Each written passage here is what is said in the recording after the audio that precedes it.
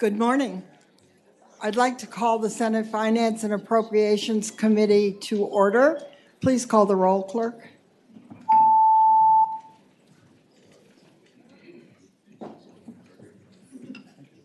You have a quorum, Madam Chair. Thank you.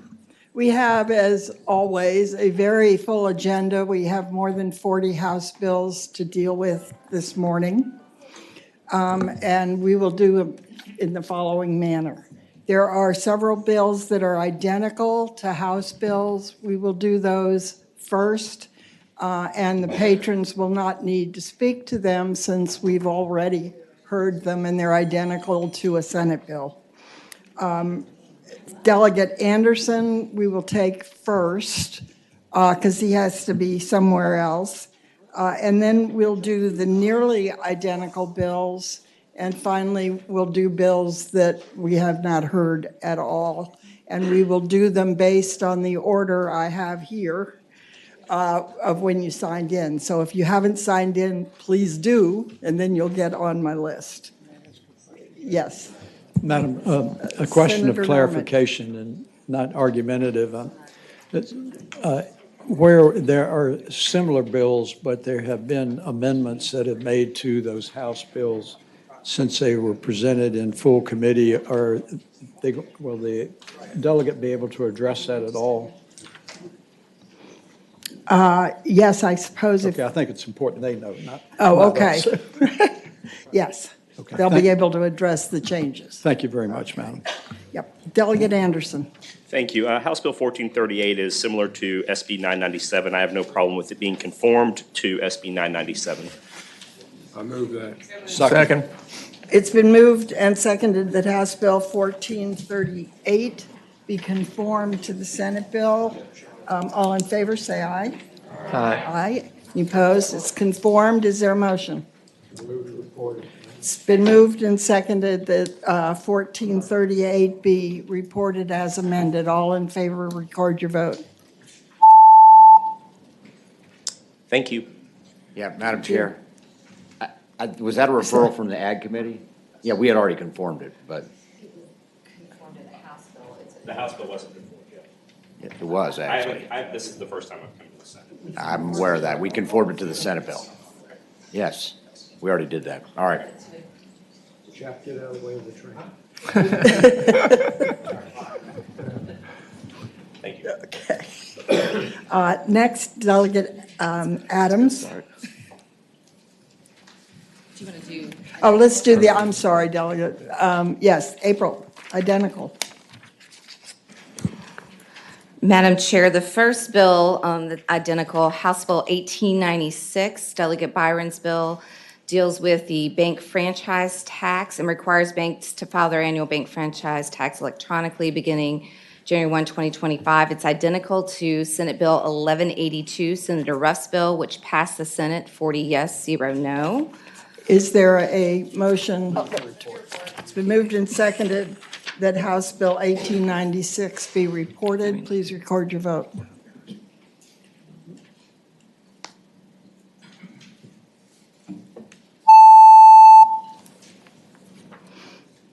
Ayes 15, no 0. Ayes 15, no 0. The bill's reported. All right, Madam Chair, the next one is House Bill 1978, Delegate Leftwich's bill. This relates to affiliated groups of corporations and income tax apportionment. It's identical to Senate Bill 1346, Senator Barker's bill, which passed the Senate 36 yes, 4 no's. It's been moved and seconded House Bill 1978 be reported. Please record your vote. Ayes 15, no 0. Ayes 15, no 0. The bill's reported. The next bill, House Bill 1684, Delegate Orrock's bill, has to do with worker misclassification and debarment procedures and clarifying the appeals process. It's identical to Senate Bill 1354, Senator Marsden's bill, which passed the Senate 40 yes, 0 no. Is there a motion? So moved. It's been moved and seconded that House Bill 1684 be reported. Please record your vote. Ayes 15, no 0. Ayes 15, no 0. Bills reported. Thank you.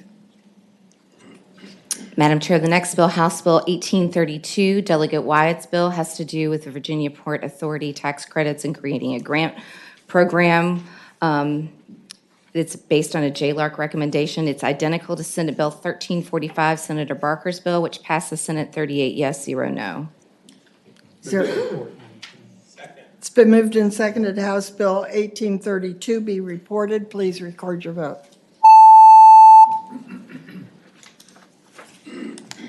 Ayes 15, no 0. Ayes 15, no 0. The bill is reported. The next bill, House Bill 2194, Delegate Byron's bill. This has to do with reimbursement for non-credit workforce training programs in higher education. It's identical to Senate Bill 1422, Senator Pillion's bill, which passed the Senate 38 yes, 0 no, and the Senate budget included funding for the bill. Second. It's been moved and seconded House Bill 2194 be reported. Please record your vote.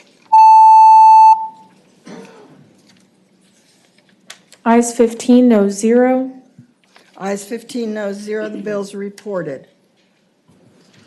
Madam Chair, the next bill, House Bill 1691, Delegate Greenhall's bill, has to do with the School Resource Officer Grant Program and Fund and allowing it to be used for equipment. It's identical to Senate Bill 1099, Senator Norman's bill, which passed the Senate 35 yes, 5 no's. Both budgets included some funding for the bill. Move to report. Very good bill. It's been moved. Is there a second? And seconded that House Bill 1691 be reported. Please record your vote.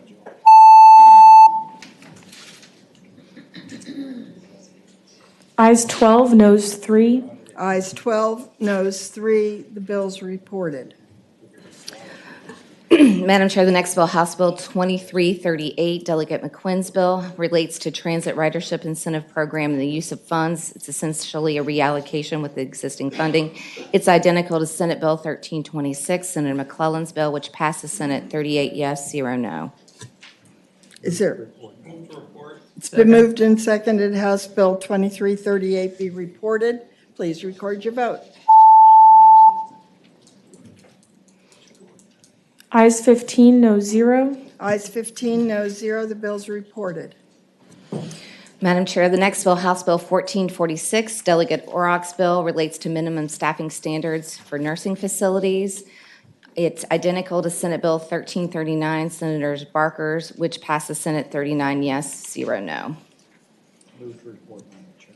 It's been moved Second. and seconded House Bill 1446 be reported. Please record your vote. Ayes 15, no 0. Ayes 15, no 0. The bill's reported. Madam Chair, the next bill, House Bill 1859, Delegate Webert's bill, relates to the fingerprint database, the participation in the FBI's Next Generation Wrap Back Services. This is identical to Senator Reeves' bill, Senate Bill 1183, which passed the Senate 40 yes, 0 no. Move to report, Madam Chair. It's been moved Second. and seconded House Bill 1859 be reported. Please record your vote.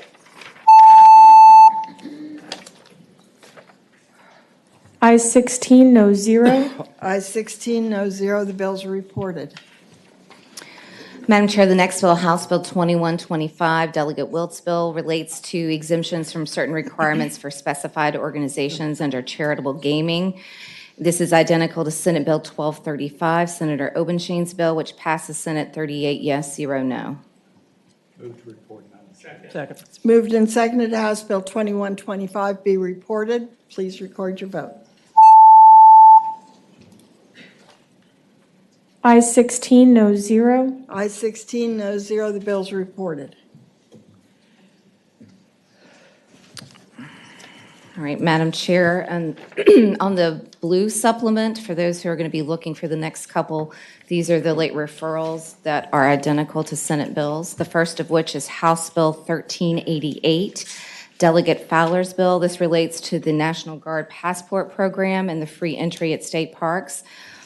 The Identical bills, Senate Bill 915, Senator Morrissey's bill passed the Senate 39 yes, 0 no's, and the Senate bill included $20,000 to offset the revenue loss.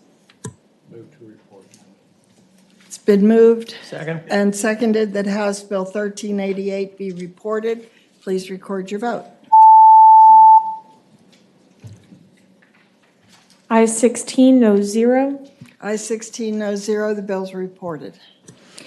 Madam Chair, the next bill, House Bill 2297, also on the blue supplement, is Delegate Ware's bill. It's related to the collection and disposition of assessments for the Cattle Industry Board. It is identical to Senate Bill 795, Senator Hanger's bill, which passed the Senate 37 yes, 2 no. It's been moved to report and seconded. All in favor, please record your vote. Ayes 16, no 0. Ayes 16, no 0, the bill's reported. Madam Chair, the next bill, House 12132, Delegate Wilt's bill, has to do with Underground Utility Damage Prevention Act, which is identical to Senate Bill 1145, Senator McPike's bill, which passed the Senate 40 yes, 0 no. Move to report. It's been moved and seconded that House Bill 2132 be reported. Please record your vote. Ayes 16, no 0. Ayes 16, no 0, the bill is reported. Madam Chair, there's one more bill that was identical, and I apologize for not doing it first, but it was different in that there were no votes. The next one is House Bill 1821, Delegate Avoli's bill, related to expanding the Education Improvement Scholarship Program. This bill is identical to Senate Bill 1360, Senator Norman's bill, which the committee passed by indefinitely on a vote of 11 yes, 5 no's. It is not assumed in the budget. It's been moved and seconded that House Bill 1821 be PBI'd. All in favor of that motion, record your vote aye. Opposed, no. Ayes 11, noes 5. Ayes 11, noes 5, the bill is PBI'd. Madam Chair, that concludes the identical bills. I don't know. Which one is she? Madam Chairman. Senator Norman. Not trying to slow the freight train down, under the late referrals, the Lopez bill, 2387, was that intentionally passed by? Madam Chair, Senator Norman, that bill was not identical. That is a bill that we have not heard in the Senate yet. Thank you.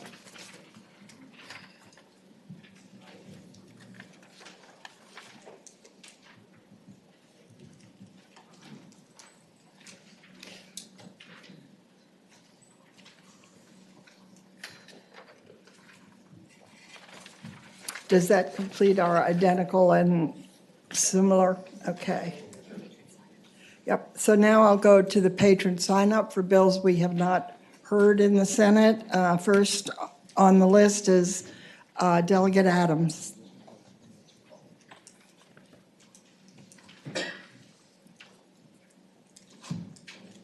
Delegate Adams here. Delegate Robinson.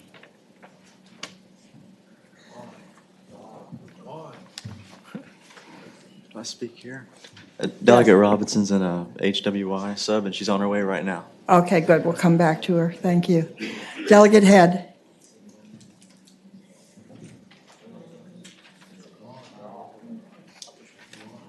Delegate Batten.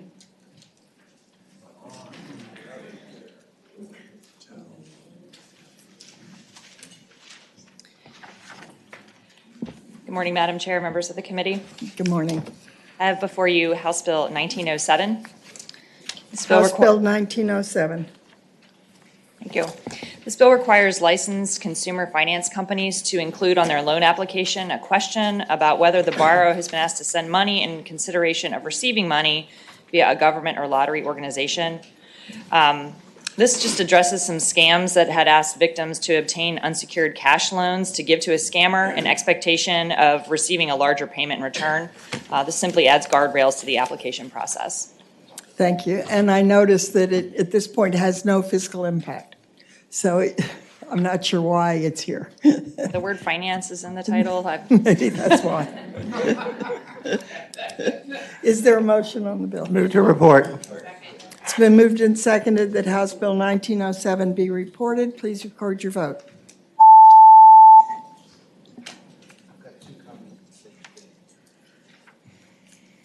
George. You didn't have to go. Or it didn't show. Ayes 16, no 0. Ayes 16, no 0. The bill's reported. Thank you, Madam Chair, members of the committee. Thank you. Delegate Bennett Parker. Thank you, Madam Chair. This is House Bill 2445. This bill I'm started sorry, I out. didn't hear that. Thank you, Madam Chair. This is House Bill 2445. This bill started out as a companion to Senate Bill 1525. House Bill 2445, as passed the House unanimously, reinstates an existing tax credit that expired last month. It provides a tax credit for farmers to incentivize the donations of food crops and wholesome foods to food assistance organizations, provides a credit for the cost of the food.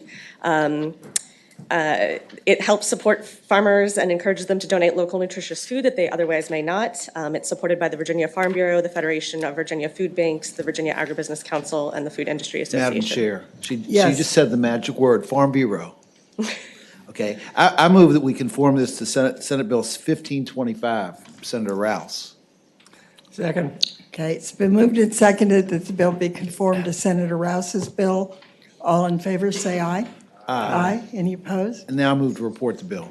Second. It's been moved and seconded the bill be reported. Please record your vote.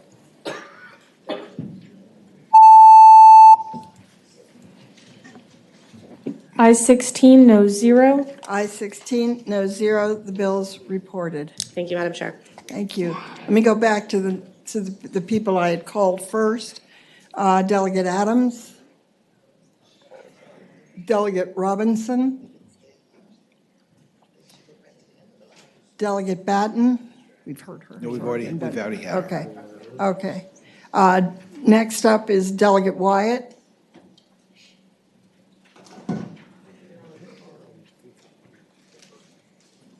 Delegate Shin. Yes.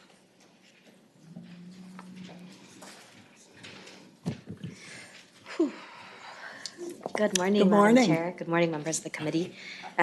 Before you, you've got HB 2038. 2038. Yes, ma'am.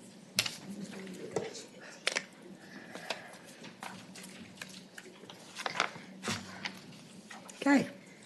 Excellent. So currently in Virginia, state employees who have health insurance through the state are allowed to extend enrollment of their coverage to their incapacitated adult children as long as they meet a few requirements that are established in administrative code. First, that they're still paying for more than half of their child's living costs. Second, the child must be unmarried.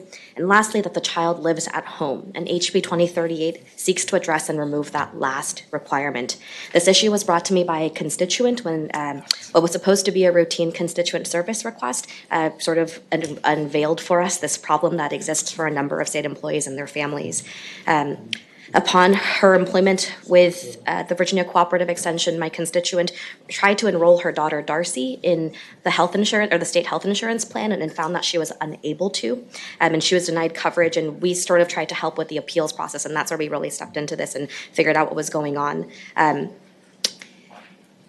Darcy's was instead, because she was ineligible to be enrolled in her mother's healthcare insurance, she was enrolled in her father's healthcare insurance plan through his private employer, because this is actually a pretty common practice among private employers to offer this extended coverage for disabled adult children as long as they're still financially dependent on their parent. And however, very sadly, Darcy's dad passed away shortly after Christmas this past year, and so now Darcy is going to be eligible to be covered under her father's COBRA plan, which is $1,100 a month, and will only be eligible for the next 18 months. Alternatively, Many of these parents, if ineligible to enroll them under their their parents' health insurance plan, they'll end up on Medicaid and on Medicaid waivers. And so this regulation is effectively disincentivizing families from trying to find independent or supportive housing facilities for their adult incapacitated children. And we think that this bill just tries to seek a little bit of reprieve and fix something that's relatively small and common practice for other employers across the industry. And hope that it would be the pleasure of this body to also pass this bill. Thank you, Delegate. Are there questions for Delegate Shin? Is there a motion on the bill? It's been moved and seconded that House Bill 2038 be reported. Please record your vote.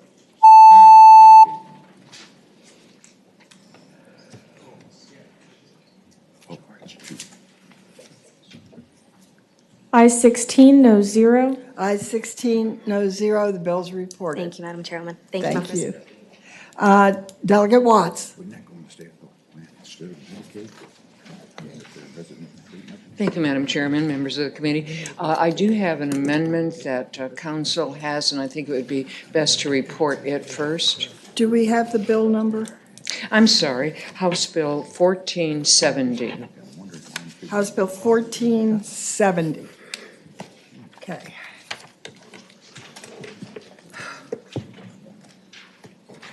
Madam Chair, the amendment would add a second enactment clause requiring the Department of Taxation to issue a tax bulletin informing the Commissioners of Revenue of the changes to the law, and also to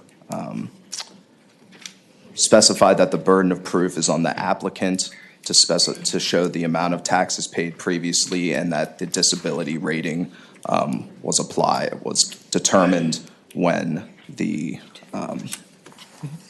person lived in the principal place of residence. I would move the amendment. Is there a second? Second. It's been moved and seconded. The amendment be agreed to. All in favor, say aye. Aye. Thank you It's very much. agreed to. Okay. Senator Barker. Now explaining the bill, which Okay. the amendment really underscores what the problem has been.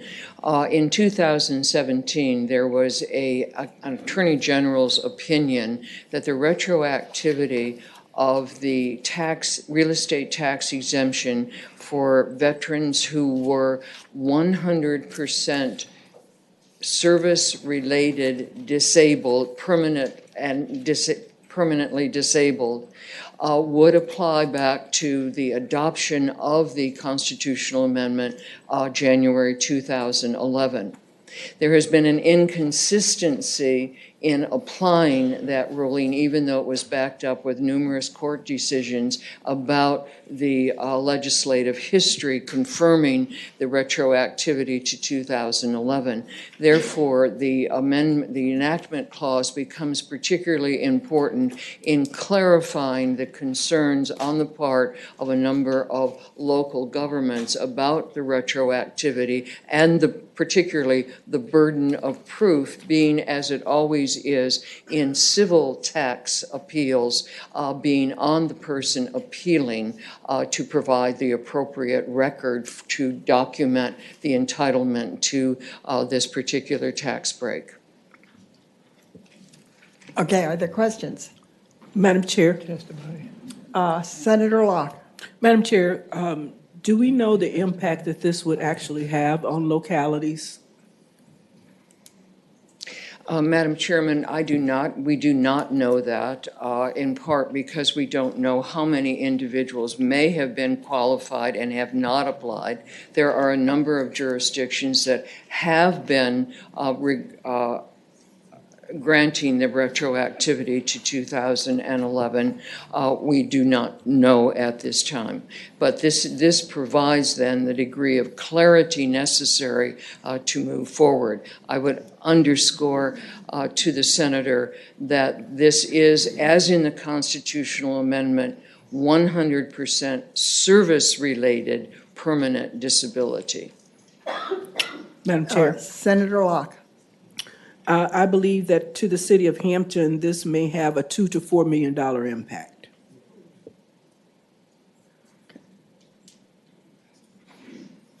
Okay.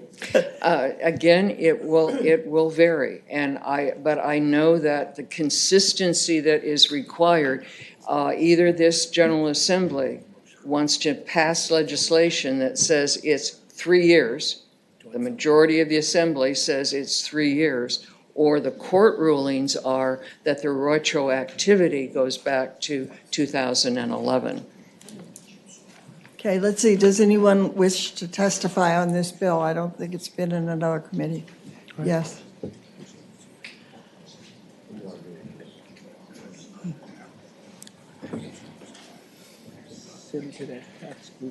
Good morning, members of the committee. I'm Terry Moore, and I'm here this morning representing the Joint Leadership Council of Veteran Service Organizations. We're supposed to be brief. I'll be brief. The council strongly recommends that this bill be advanced. It was second on our list of 6 legislative initiatives for this session, and so we ask you to move the bill forward.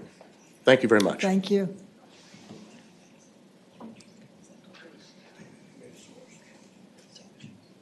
Good morning, Chairman Howe, Chairman Barker, members of the Senate Finance. I'm Ross Mugler. I'm the Commissioner of Revenue for the City of Hampton. I've been serving in this capacity since 1992. My office was involved in actually working with the different groups, commissioners and directors of finance to implement this tax at the local level.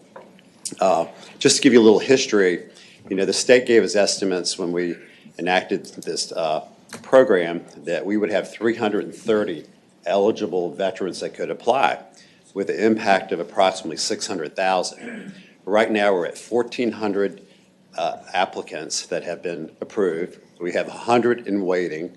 So we're at over $6 million.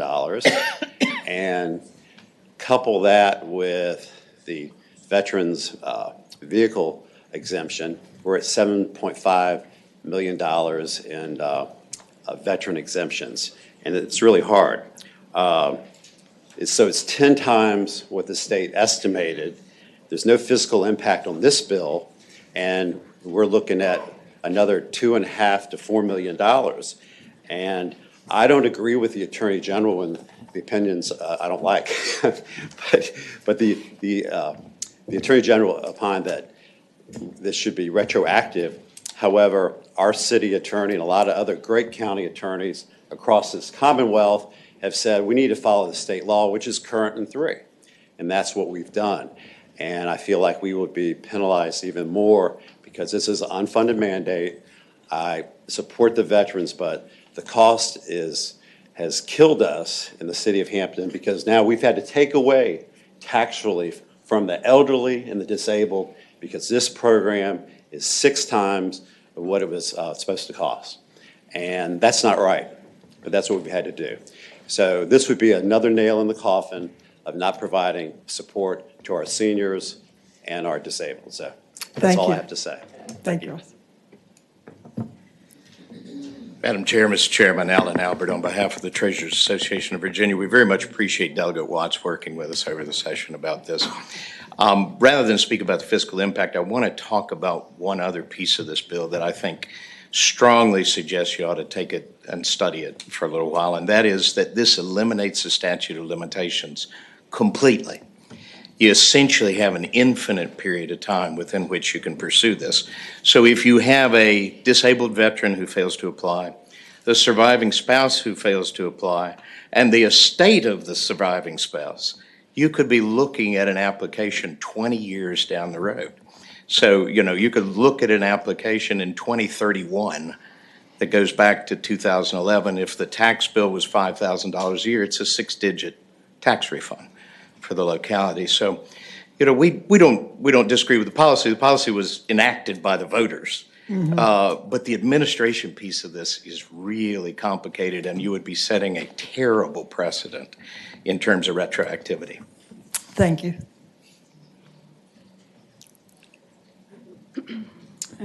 Good morning, Madam Chair and members of the committee. I'm Katie Boyle with the Virginia Association of Counties, and want to echo what Mr. Albert said about our appreciation for the opportunity to discuss this bill with Delegate Watts several times over the course of the session. The amendment that was offered today is an improvement. I mean, we have had concerns about locality's ability to administer this with respect to situations in which many years may have passed since the date the taxpayer originally qualified and the local records may no longer exist. However, we still do have concerns about this bill. We've been hopeful that we could get to a resolution that would provide some certainty to localities so that local governments aren't exposed to potentially very large unanticipated refunds, but also being fair to the taxpayer. You've heard that generally speaking, refunds for local taxes apply for the current year and the 3 previous years. We know sometimes there's special circumstances.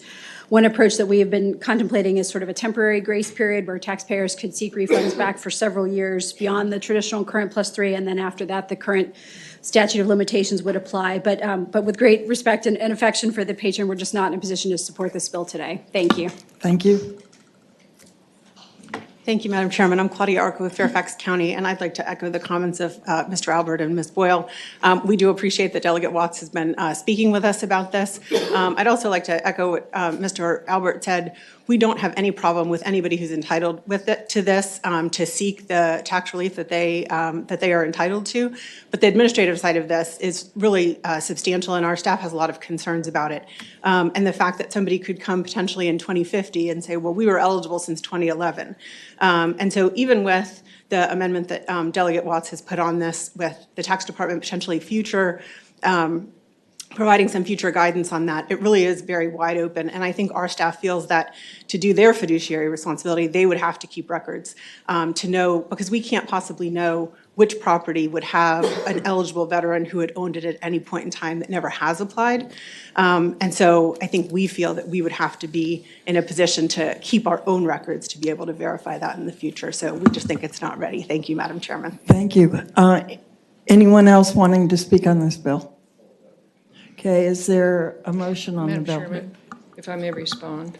Sure, Delegate Watts. Thank you very much. I want to underscore, and it stresses my frustration with this as tax policy, that established tax policy, when somebody makes a civil appeal, it is up to them to prove the case. The idea that there needs to be records kept forever is just not in keeping with tax law, with tax policy. Having said that, the dilemma that we have before us is the fact that in certain jurisdictions, veterans are getting this benefit. In other jurisdictions, they are not. We have a problem of consistency. Again, I emphasize that the Attorney General's opinion was based on numerous sites of case law. It's not just an opinion. And basically saying that the dilemma that we face in particular is 2016 amendment, particularly significant, became effective in 2017. It allowed a new expanded tax exemption going back to 2011 for manufactured homes. The General Assembly spoke to that retroactivity. And we have a choice before us. Either we take a vote that says consistently throughout the Commonwealth, it's a 3-year look back, and we have to vote that way to give the message loud and clear, or we leave this inconsistency, which is unacceptable, or we accept the legal precedent that the retroactivity goes back to 2011.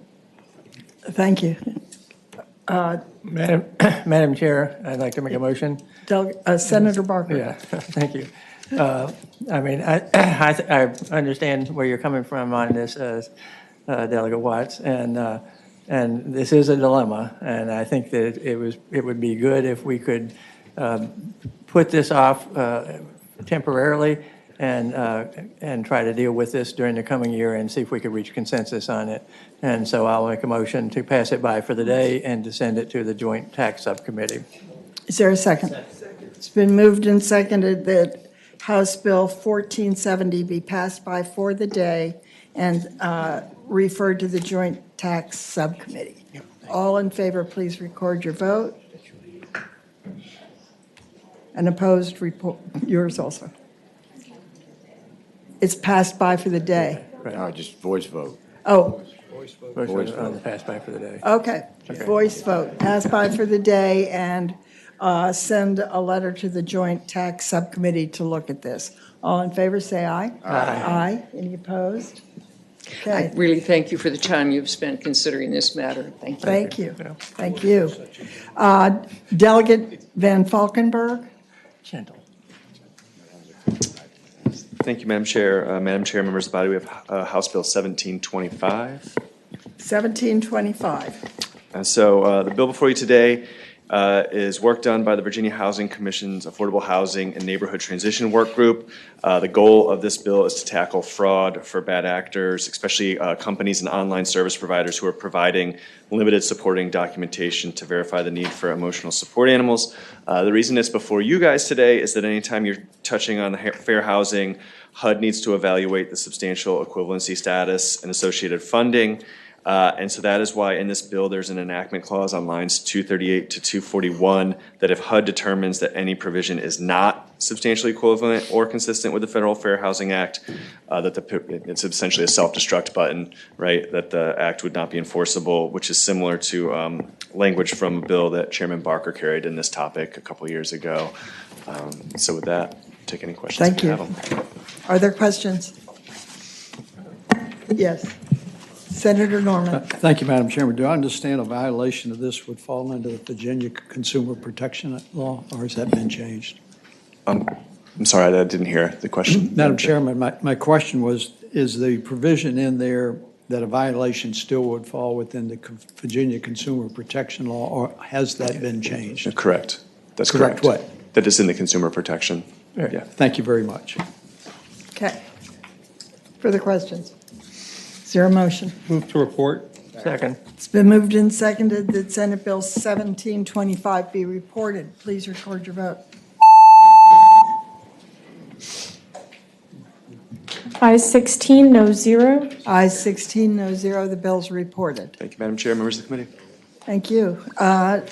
Delegate Scott.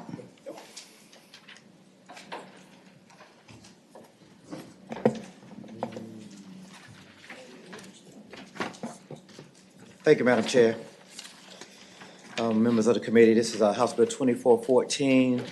House Bill 2414. This bill just creates a pre-approval process for the real property tax exemption for disabled vets and spouses of service members killed in action. Bill gives them the home buying power they deserve by reducing red tape. The House bill could provide disabled veterans and surviving spouses an additional $40,000 of borrowing power that could impact over 674,000 military veterans in Virginia. Currently, disabled vets or surviving spouses cannot apply for the exemption until they purchase their home. They are not exempt during the underwriting process, and as a result, taxes are counted against them when they qualify for their mortgage. As a result, disabled veterans or surviving spouses are required to pay thousands more at closing for a tax bill that will be refunded back to them months later. So this gets them ahead of the game and gives them more purchasing power up front. That's what the bill does, and I hope it be the will of the committee to pass the bill. From my understanding, there is no fiscal impact. It's administrative only, unless the clerk sees something different. I was wondering why I was here too. Okay, is there a question? Yes, Senator Norman. Thank you, Madam Chairman. I apologize. I've just read the summary. Does this make a provision whether or not a surviving spouse who is remarried would be eligible? A surviving, no, it does not. You're asking, does it prevent a surviving spouse who remarries from being ineligible? No, it does not. Thank you. Okay. Is there a motion? Second. It's been moved and seconded. House Bill 2414 be reported. Please record your vote.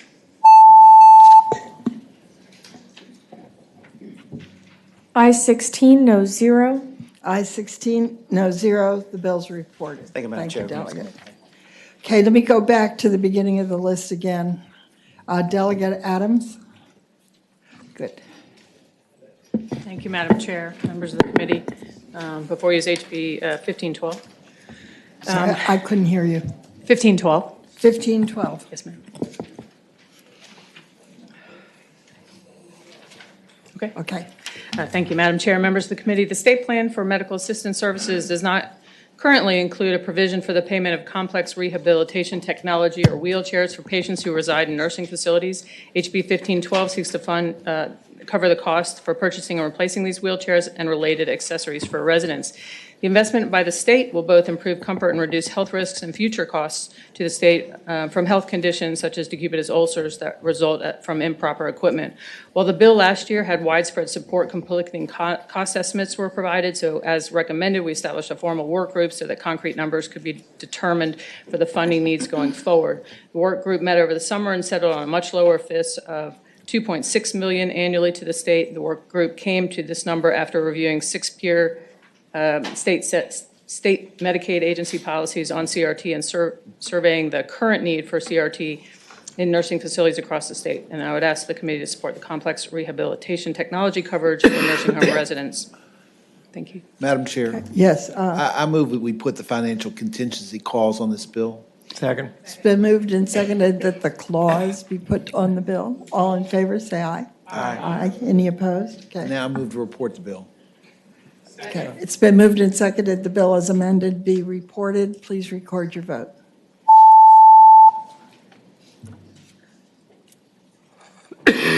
I 16, no 0. I 16, no 0. The bill's reported. I thank you all. Thank you. Happy Valentine's Day. Thank you. Delegate Robinson.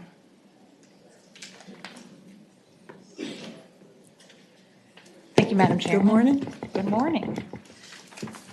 Which bill do you want to do first? Up to you.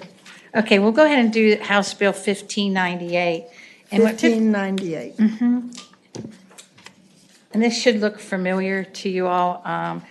Senator Favola had a similar bill, and she agreed to conform her bill to the House version. And all it does is the delayed enactment time to transfer from the Board of Pharmacy to the CCA. The medical cannabis program will be delayed until January 1st, 2024. And that's what the bill does.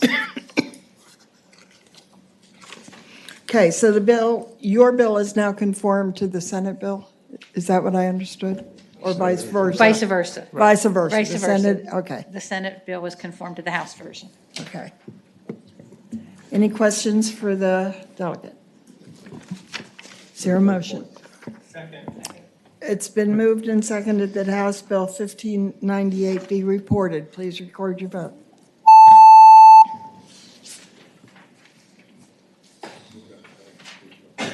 Ayes 14, noes 1, 1 abstention. Ayes 15, noes 1, 1 abstention. The bill is reported. Great, thank you very much. The second bill is House Bill 2258. 2258. And what 2258 will do, it will establish the Virginia Beer Distribution Company. It's a point-of-service system giving breweries limited self-distribution through the company. And the company will be operated, excuse me, under VDAX, but overseen also by ABC. There was a lot of, the self-distribution will only apply to 500 barrels per year. And there was a lot of angst working through this bill, but we worked really hard to get everybody on board. So we have VDAX, ABC, the wine folks, the beer wholesalers, the small breweries have all come on board for this legislation. Okay, are there questions for the delegate? Madam Chair? Yes. I move that we put the financial contingency clause on the bill. It's been moved and seconded that the clause be added to the bill. All in favor, say aye. Aye. Any opposed? Now I move to report the bill. Second.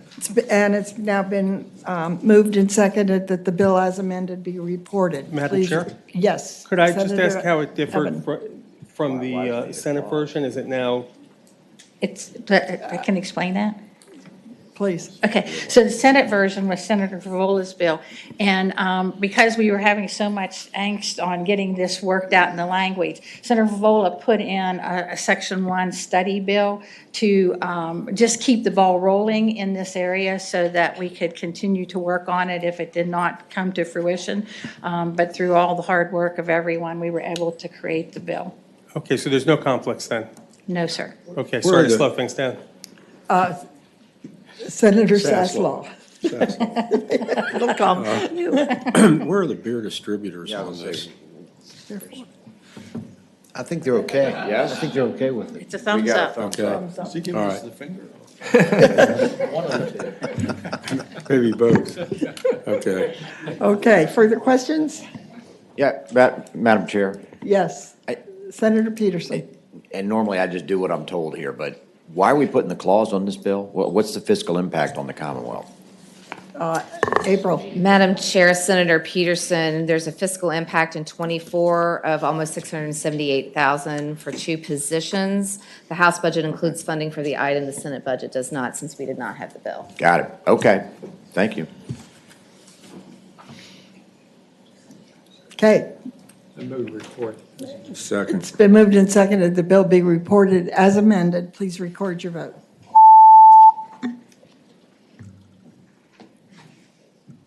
Ayes 16, no 0. Ayes 16, no 0. The bill's reported. Thank you very much.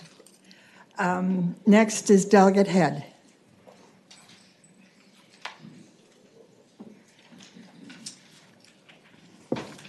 Thank you, Madam Chair. Got before you House Bill 1366. House Bill 1366. And this bill promotes transparency and accountability in the regulatory process.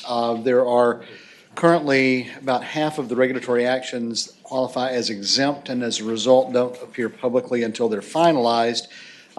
This bill just requires that the exemptions appear on Town Hall at every step of the process. The action was actually put into place by Executive Order 19, and so that already requires them to do it. Everything is in place already. This just codifies the practice that is currently going on. The fiscal impact that was initially put on the bill as it was filed came in very late in the process, and the consternation was because the bill as initially drafted required that the actions would also include an economic impact analysis. We amended the bill before it left the House to strike that, and it just simply says now that such actions shall also include economic impact and other information requested. And in doing that, DPB has indicated that this has removed the fiscal impact. That's why it came out of appropriations straight through. And we don't believe there to be anything there, although they haven't issued another FIS. I think that we've removed and I think we've got somebody perhaps here from the administration that might be able to weigh in on that. But Madam Chair? Yes. Maybe we need to hear from somebody, because my understanding is there's a $276,000 fiscal impact.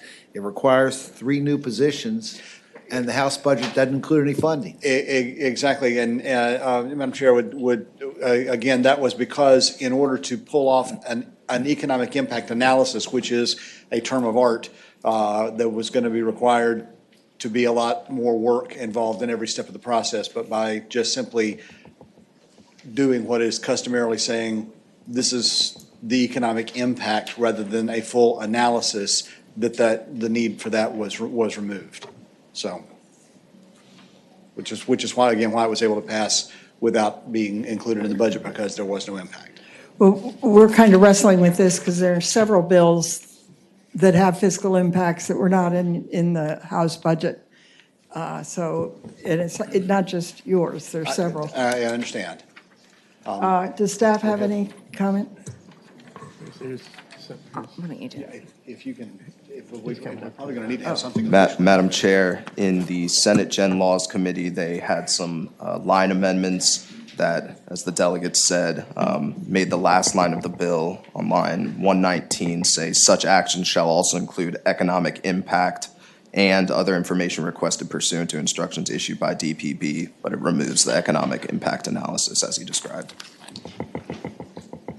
Yes, did you have a comment? Certainly. So thank you, Madam Chair. So I am Reed Bull, the Deputy Director of Office of Regulatory Management, and I have spoken with DPB, and they've confirmed what Delegate Head has stated, that as amended, they would not have to do the additional economic impact analyses. It's a formal memo that they would have had to have prepared. As amended, they've reported to me that they can absorb the change within existing resources. I guess that's a commitment, they'll absorb it. Okay. Is there a motion? Second. Substitute motion to PBI. Substitute motion is to PBI. Second. And that's been seconded. Please record your vote. The motion is to PBI. Please record your vote.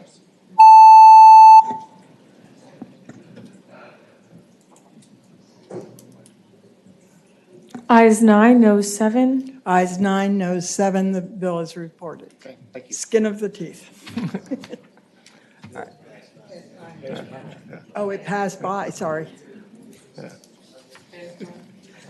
Slight difference, slight difference, okay. See. Delegate Wyatt.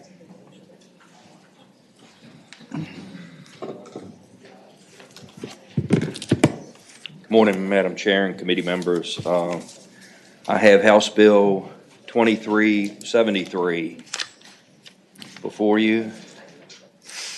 This is similar but not identical to Senator Mason's bill. It's brought forth before the Virginia National Guards to allow them, currently their tax deduction is $3,000. My House bill allows them to deduct up to $5,000 and also increase the deduction from an 03 pay grade to an 06 pay grade. Madam Chair, Yes, I move that we conform this to Senate Bill 1210. is there a second? Second. It's been moved and seconded the bill be conformed to Senate Bill 1210. All in favor, say it. Aye. Aye. Any noes? It's conformed. Madam Chair, I move we report the bill as conformed. Second. It's been moved and seconded, House Bill 2373 be reported as conformed. Please record your vote.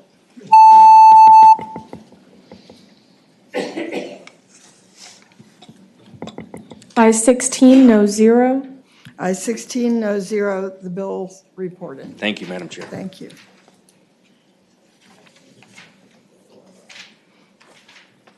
Delegate Taylor.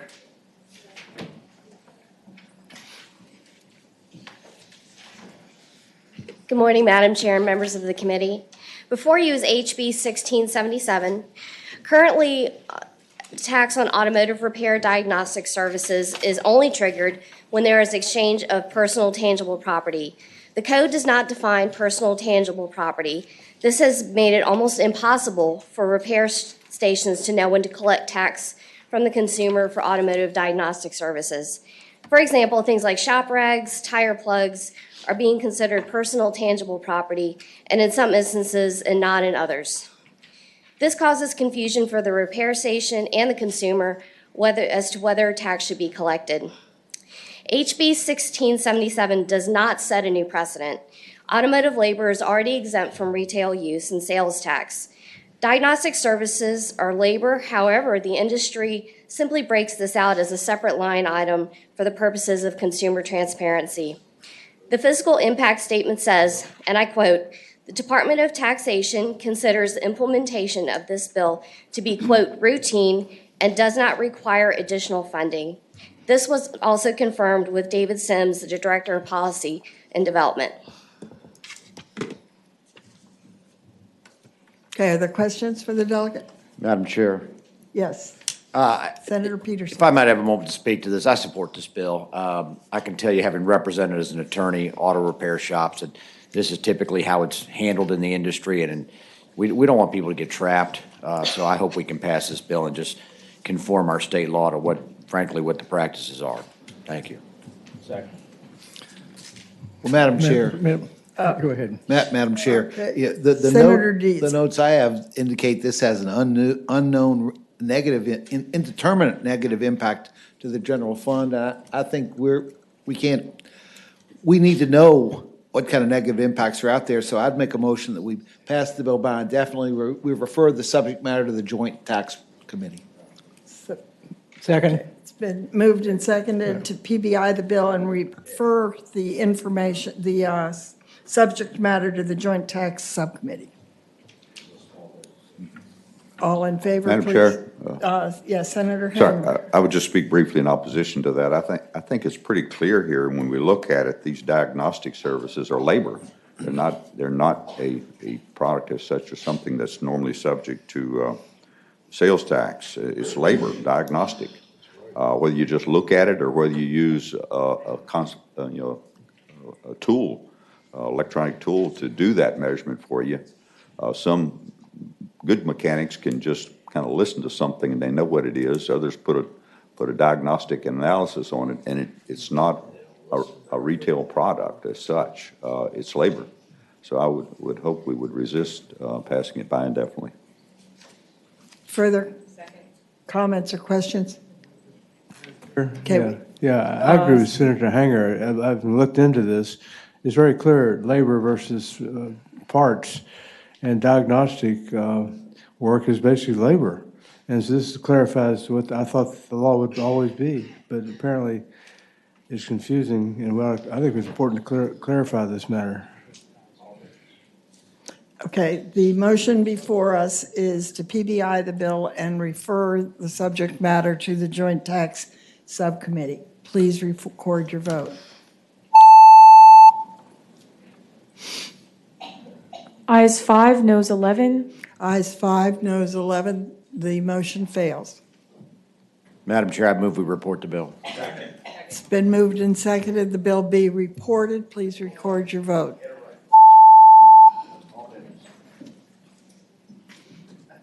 Ayes 13, noes 3. Ayes 13, noes 3. The bill's reported. Thank you very much. Thank you.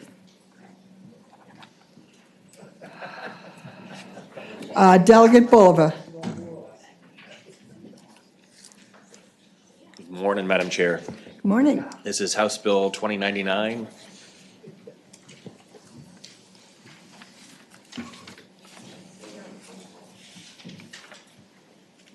House Bill 2099. All right. Thank you very much, Madam Chair, members of the committee. House Bill 2099 increases the annual cap on the Livable Homes Tax Credit Program from $1 million to $2 million, beginning with tax year 23, and then increases the maximum amount per project from $5,000 to $6,500. For those of you who are familiar with the program, you know that it helps improve accessibility for people with disabilities and also helps older adults by allowing them to retrofit their homes so they can age in place. Just a couple of really quick points. Tax credit has not actually been increased since the program was created in 1999, so the program is currently oversubscribed. The maximum amount per project hasn't been increased since 2011, and so really what we're trying to do here is just keep up with inflation. And then the final point is that Virginia's population does continue to age, and so we will see increased demand. So the percentage of people over 65 and older went from 12% in 2010 to 16% in 2020. That's expected to increase to 18% over the next decade. There are a number of benefits to the program, being able to stay in one's home, so fostering independence, making sure people stay socially engaged, also much more cost effective to make these small changes than to go ahead and move. Madam Chair, I know that I'm preaching to the choir with you because I did look back and saw that you were a co-patron to the original legislation that was sponsored by Delegate Allman. So that is what the bill does, and appreciate your consideration. Okay. Any questions for Delegate Bulova? Is there a motion? Move to report. It's been moved and seconded that House Bill 2099 be reported. Please record your vote.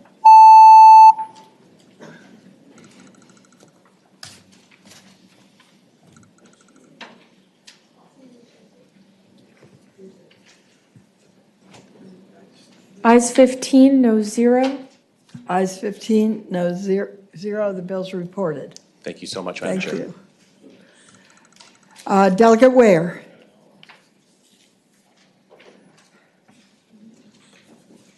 Good morning. Good morning, Madam Chair.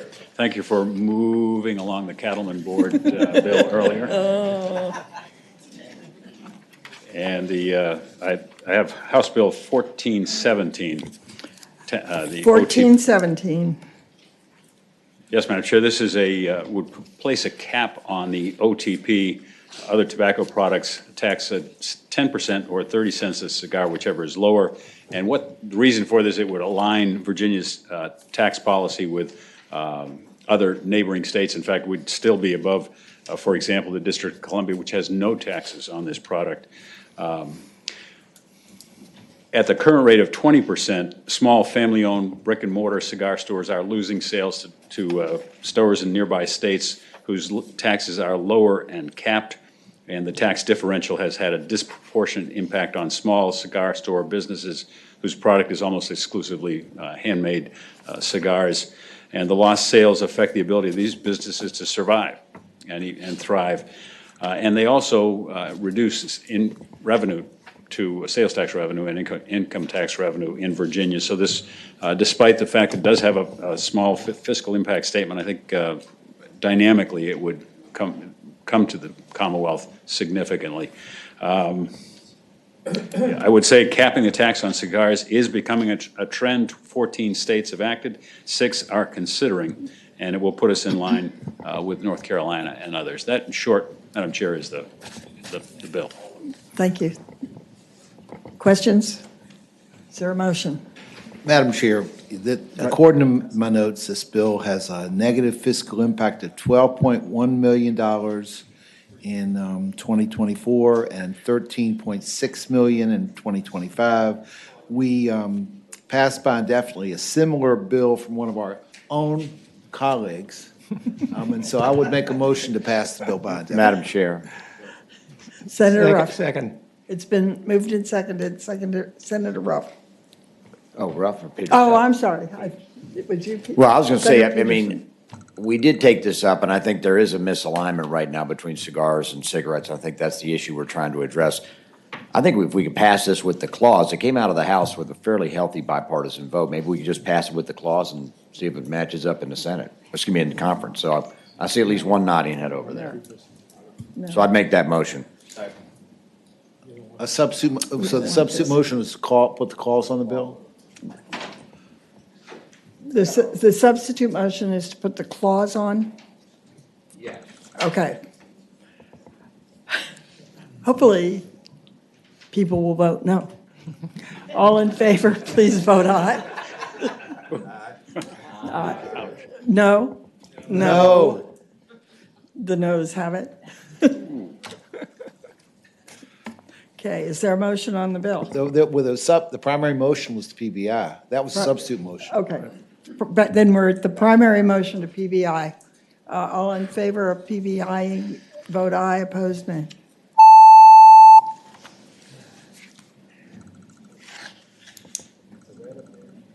Ayes 8, noes 8.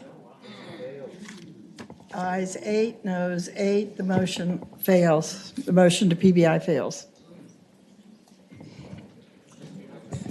Madam Chairman, having voted on the prevailing side, I would ask we reconsider the vote. There was no prevailing side, Senator Norman. There was no prevailing.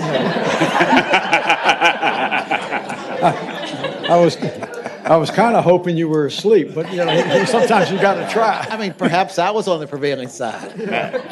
Madam Chair. Madam Chair. Madam Chair.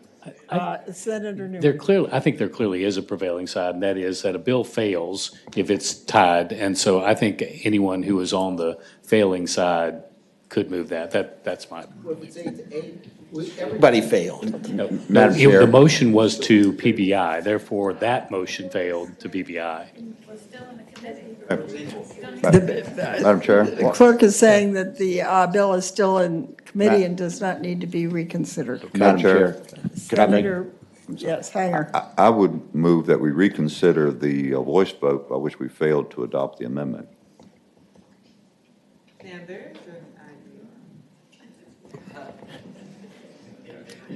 Don't hear a second. Madam Chair. There you go. Madam Chair, could I bring back Delegate Taylor to? Madam Chair, Yes, Senator McClellan. Perhaps we could take this bill by for the day and have some Discussion. side discussions and decide what to do with it later. Second.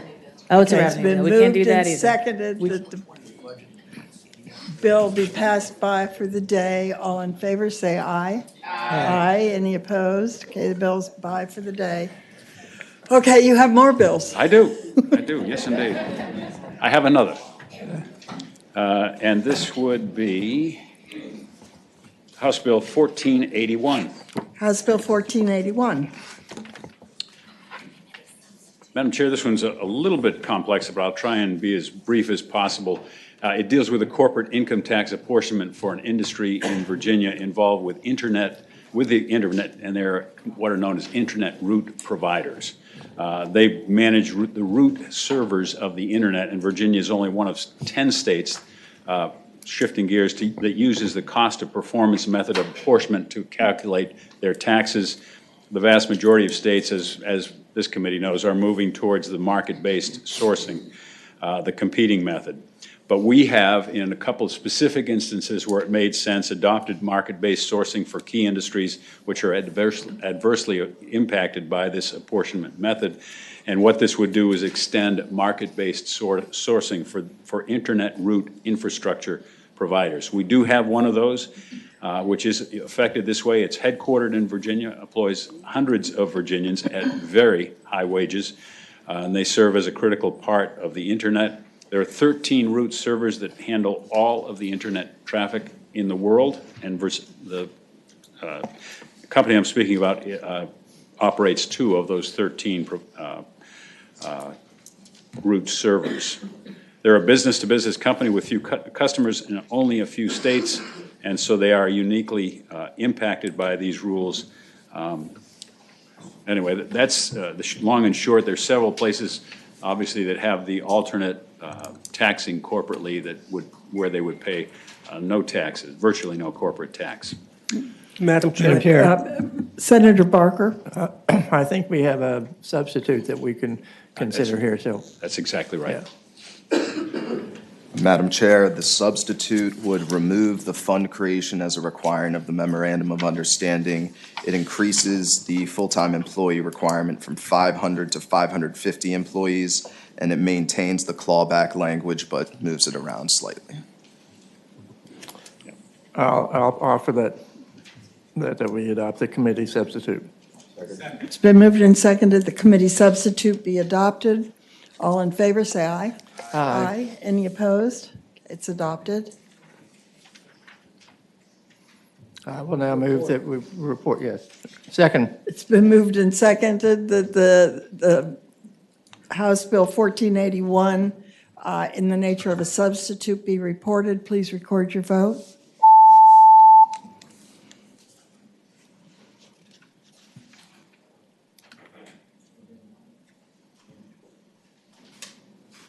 Ayes 15, no 0, 1 abstention. Ayes 15, no 0, 1 abstention. The bill is reported. And I believe you have one more, Delegate. Wait, that was the one that you handled earlier. We did it earlier. Good, okay. You moved it along. Thank you. Thank you very much, and I'll see you next time. Yeah.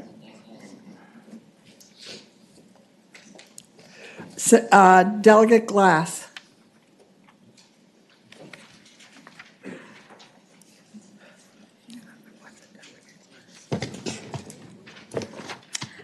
Good morning, Madam Chair. I'm here to present House Bill 2032.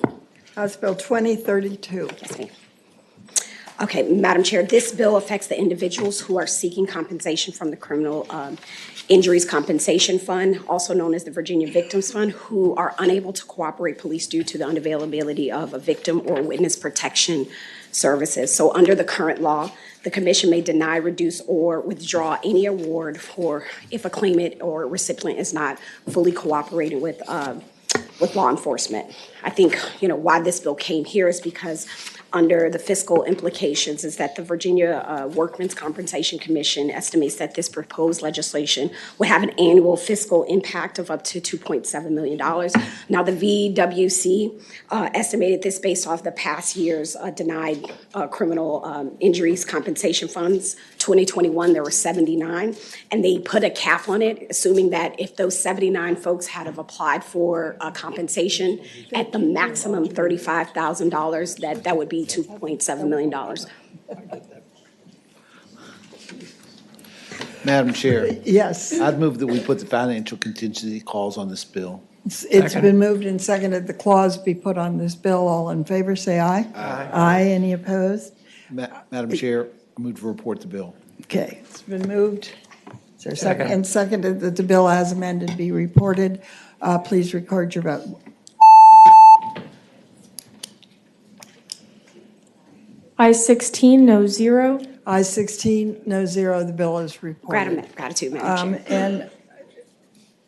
And just an editorial comment. We have seen numerous bills today from the House with fiscal impact that is not identified in the House budget. That is of some deep concern. Okay, next is Delegate McNamara. Thank you. Good morning. Madam Chair, members of the committee. First up, House Bill 2193. House Bill 2193. House Bill 2193 is very similar to Senator Baker's Bill 1405. I might request that you conform House Bill 2193 to Senate Bill 1405, and we're certainly in a position where I think we can work out the minor details, the differences. I'll move to conform to the Senate bill. Okay, it's been moved and seconded that House Bill 2193 be conformed to Senate Bill 1405.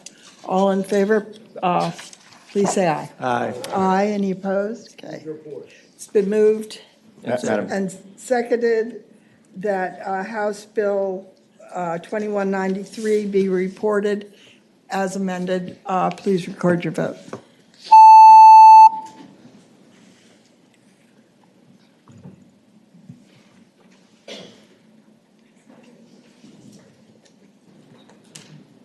Ayes 16, no 0. Ayes 16, no 0. The bill's reported.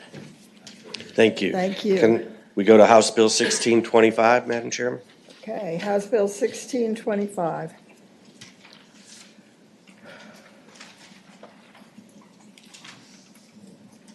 House Bill 1625 does two fairly simple things that I think simplifies and makes our tax collection process slightly more fair. The first thing it does is it closes a loophole that well-connected tax avoiders are utilizing, where they're trying to tie up the collection process in the judiciary, allowing the statute of limitations to expire. So what the first part of the bill does is it says, once you are in a judicious environment, the statute of limitations ceases, so that people cannot use the courts, and the backed up court system particularly was very problematic during COVID, but it's just kind of a little loophole that probably shouldn't exist in our tax code. The second part, by the way, that will be positive to the Commonwealth of Virginia, although in all likelihood probably very, very minimally positive from a revenue perspective. Second portion of the bill says that currently we pause the statute of limitations if somebody is outside of the country, and there's really no logical reason that if somebody happens to move outside of the country that the statute of limitation is paused when it's not paused for people that live in the Commonwealth of Virginia, creating a positive environment for people outside of the Commonwealth. That is beneficial, slightly beneficial to taxpayers, and so the net result is probably a little bit fairer tax code with little to no minimal financial impact. Madam Chair. Yes.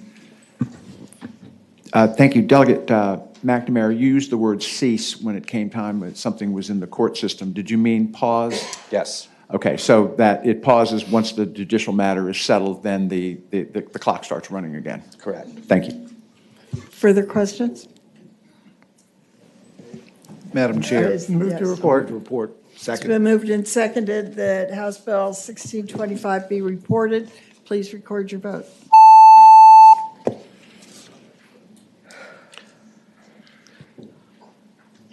Ayes 16, no 0. Ayes 16, no 0. The bill's reported. Thank you, Madam Thank Chair, you. members of the committee. I don't have any more on the list here. Are there? Moorfield. Okay, Delegate Moorfield. And Lopez. Lopez. And Taylor. They're not Good morning, up- Madam Chair, members of the committee. If you liked the cannabis bill last week, you'll really like these bills. Just kidding. So I have three bills. If you would like to take up House Bill 2401. 2401. Yes, ma'am. I'll wait until you're ready. Go ahead. Yes, ma'am. So House Bill 2401 would extend the gas road improvement tax sunset date. This is a fund that's collected or derived from gas severance in Southwest Virginia. These funds are used for critical infrastructure projects, and if you'll see here in the bill, we also included language that would allow for a portion of those funds to be used for flood mitigation purposes. As you know, we've experienced a tremendous amount of flooding the last year, and thank you so much for all of your support that you provided to the residents of Hurley and the residents of Whitewood and Buchanan County. And so what this would do is utilize a portion of those local funds to be used for flood mitigation purposes as well. Thank you. We saw a similar bill earlier. Is there? Madam Chair? Yes. Question for the patron. So there is a similar bill from Senator Hackworth, SB 1468. Have you discussed the differences with Senator Hackworth? No, I have not. So this bill came at the request of the localities, and if I'm not mistaken, the localities preferred the language in the House bill and not the Senate bill. I think there were some minor changes that needed to be made, but they would prefer that this bill be adopted. Well, Madam Chair? Yes. Perhaps we Senator should Evans. conform it to the Senate bill and they could work it out in Second. conference. Second. Okay, it's been moved and seconded that House Bill 2401 be conformed to Senate, that House Bill 2401 be conformed to Senate Bill 1468. All in favor of that motion, please say aye. Aye. Aye. Any opposed? Okay, it's conformed. It's been moved and seconded that House Bill 2401 be reported as amended. Please record your vote.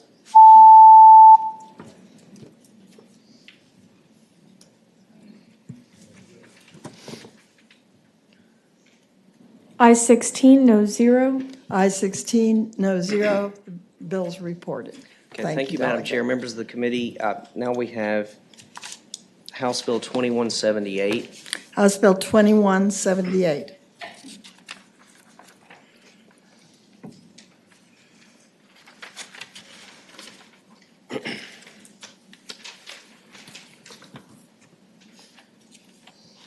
Okay. Yes, ma'am. Madam Chair, House Bill 2178 would add coal mine methane to the list of energy sources that can be used by companies creating jobs in the renewable and alternative energy industries that would qualify for the Green Jobs Tax Credit. Many of you who are familiar with the Green Jobs Tax Credit, there are already a number of fuels that would qualify for this. I would equate coal mine methane to landfill gas. Landfill gas is currently an eligible fuel for the Green Jobs Tax Credit.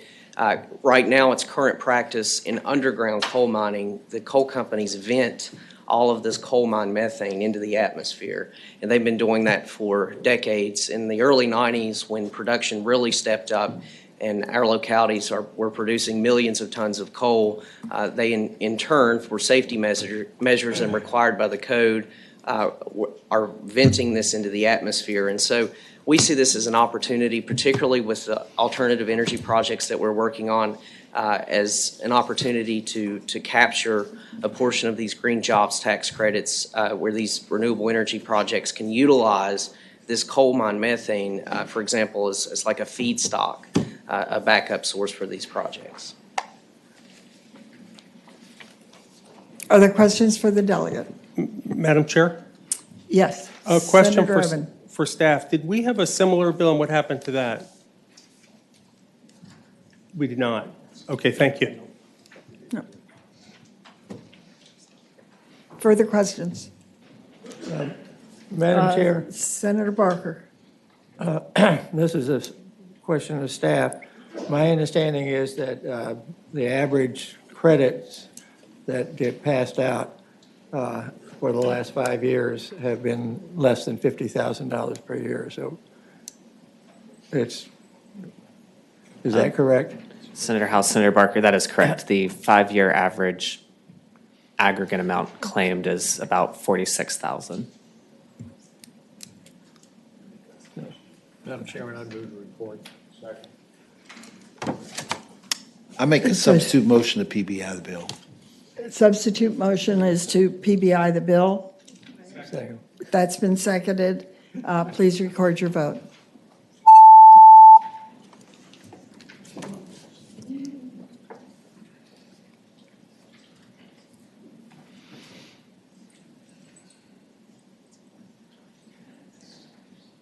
Ayes 9, noes 7. Ayes 9, noes 7. The bill is PBI'd. Okay, thank you, Madam Chair, members of the committee. Now we have House Bill 2431.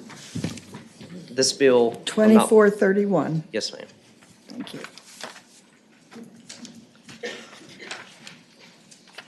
This bill, if I'm not mistaken, was identical or very similar to a bill that you heard from Senator Ruff. And that was Senate Bill 1506.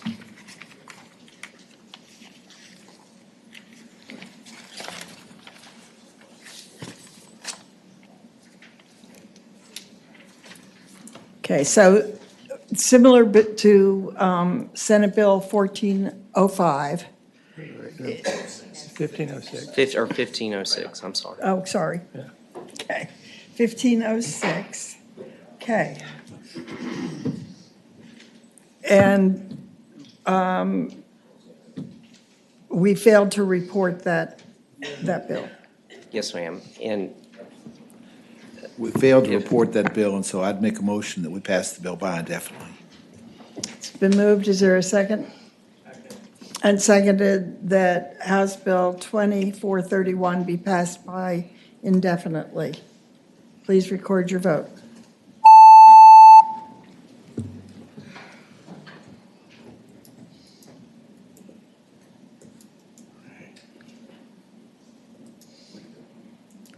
Ayes 8, noes 8.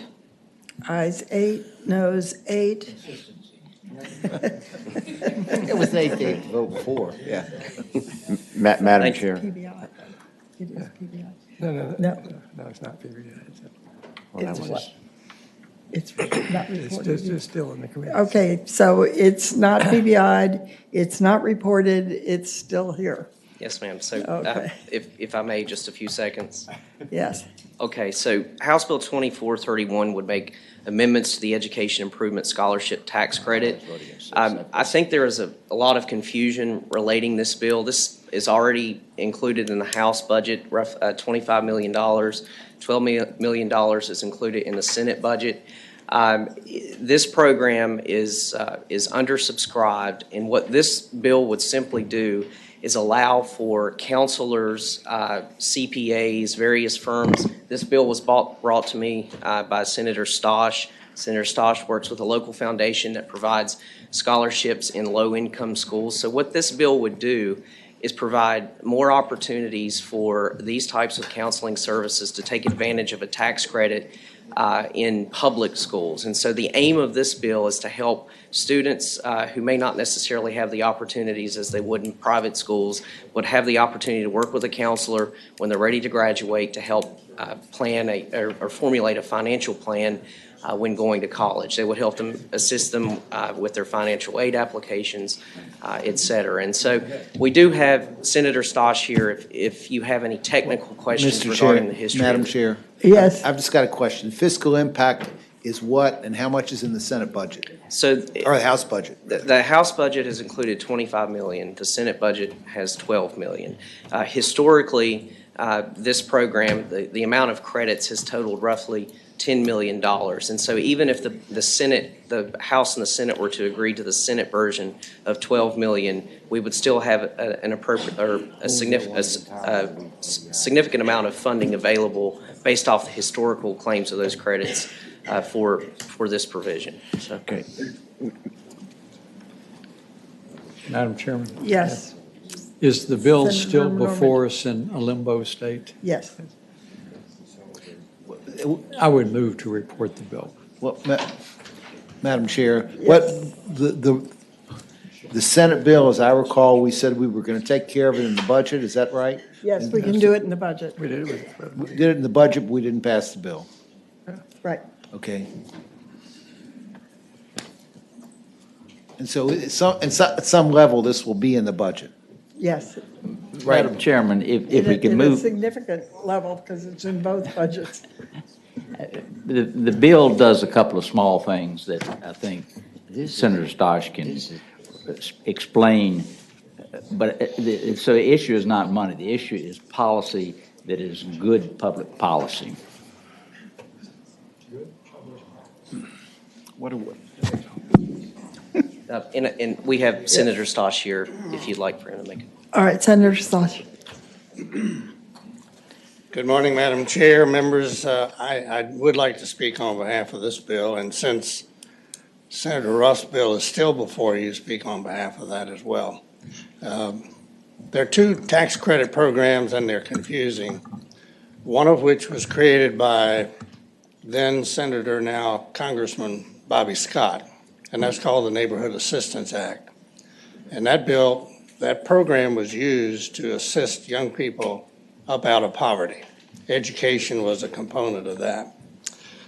I made a commitment early in my professional career that if I ever had any success, I wanted to help young people who, like me, had no hope, no expectation of moving beyond high school because of lack of resources. So I helped organize a nonprofit foundation called Great Aspirations Scholarship Program. And that became the conduit for me to make donations, private donations, to assist these young people, all of whom were low income. That morphed into a program where we began to hire and train primarily retired public school teachers and send them into the public schools because that's where the young people were. And the message of those advisors, as we call them, was simple. Look, kid, you can do it and we'll help you. So we developed financial plans for young people who are under-resourced so that they'll have a program after high school. It's been very successful. There were other people like me who had success in business who were willing to support that program through private donations. And currently, the program that I represent, and there are others, is in 109 schools, many of which are in your district. It provides over 60 advisors, and they work one-on-one with the students and the families, developing a game plan after high school. So this bill simply says that the NAP program tax credit is oversubscribed.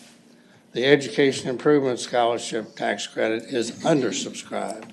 And what this bill would do is to use some of that undersubscribed capacity to support more and more advisors in public schools. So it's not an argument of public versus private. This is a public school support bill that Delegate Moorfield has advanced. There are a few technical amendments, but the essence of it is we want to be able to attract more donations from the private donors to support the program. Each dollar of tax credit that's issued under this program leverages $1.54 in private dollars that are used directly for the public schools. So I submit to you, this is a good bill, one that will help students in your districts, and except for Northern Virginia, I think the program is in all of your districts. It runs from Bath County all the way to Petersburg, Newport News, Hampton, and Southwest as far as Craig County, I guess. So we're not in every county because we haven't had the funding, but we always target low-income students. We also implement the SOAR program that you've heard something about from Virginia 529. That's a program that targets students on free and reduced lunch, and it enters into a contract with them that says, look, if you get good grades, no unexcused absences, perform community service, do all those things that we want them to do in a behavioral sense, then the 529 provides them up to $2,000 as a 529 account. So when they graduate from high school, they have the resources. The most memorable communication I've ever had in this program was from a young lady who wrote a letter to GRASP saying, thank you for all your help in redirecting my life. 4 years ago, I was homeless. Now I'm a Wahoo. So that's the kind of change you can make in young people's lives. Had it not been for the GI Bill, I would be digging in the dirt or driving a bread truck or something else. So financial support, as modest as it is enough to help these young people move forward. So I urge you to reconsider your support of both of these bills. They both do the same thing because it makes a huge difference. Now, as to fiscal impact, it's capped in the statute at $25 million. it assumes that it will be funded at some level. I think the House budget funds it at the full cap, the Senate bill at a lesser amount, but it's a first come, first serve. So whatever cap you put on it cannot have any fiscal impact beyond the cap. I noted that the Department of Education has asked for more people. I don't know why that would be, but in any event, they manage this program through the Department of Education. They should be staffed at the statutory cap level of 25 million. So that's my story. Okay, thank you. I repeat, there's life after the legislature. Glad to hear that. I'd be happy to answer any questions. Are there questions? I'm obviously invested in this program because we're working with about 7,000 or 8,000 kids a year now, and we want to do more. Madam Chair.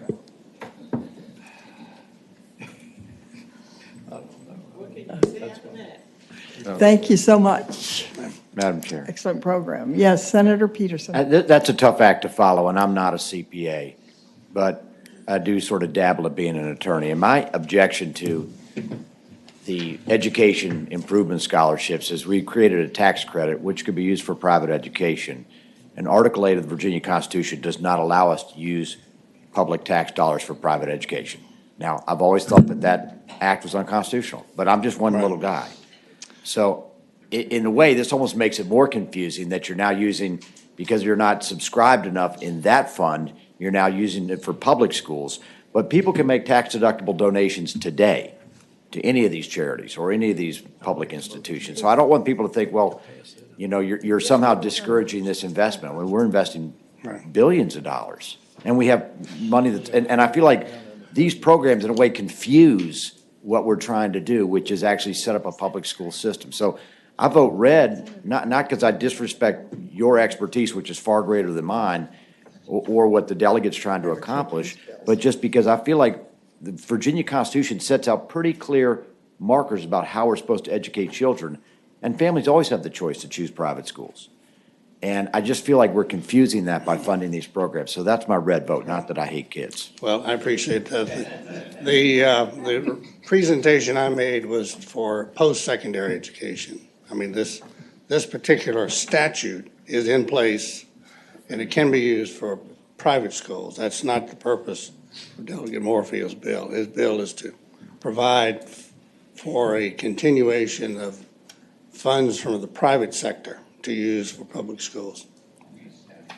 Madam Chairman, I'd make a confusing motion to report the bill. Second.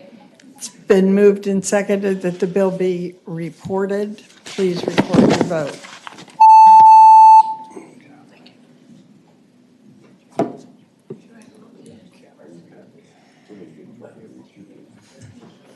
Ayes 11, noes 5. Ayes 11, noes 5. The bill's reported. Thank you, Madam Chair, Thank you, members of the Delegate. committee. Madam Chair, before he leaves. Yes, sir. Yes. Having voted Senator voted on the prevailing side by which we PBI'd House Bill 2178, I'd like to move to reconsider that vote. I was on the prevailing side. Okay, the motion is, which bill do you want to reconsider? The green job tax credit, Say it again. 2178. 2178. Okay, the motion is to reconsider the vote on House Bill 2178. Please record your vote. Ayes 16, no 0. Ayes 16, no 0. The bill's before us. And Madam Chair, I'd make a motion to report and speak to the motion. Senator Peterson. Thank you, Madam Chair. This is a very minimal fiscal impact. I think trying to reuse coal bed methane is actually a good idea. It may have a de minimis impact, but I think it's at least worth taking a shot at it. So I think it's a good fit for the green job tax credit, and therefore I would support this. Madam Chair, if we're going Yes. to report the bill, I'd move that we put the financial contingency clause on it. Okay. All in favor of putting the clause on the bill, please indicate by saying aye. Aye. Aye. Any opposed? Okay, so the motion then would be to report as amended. Please record your vote.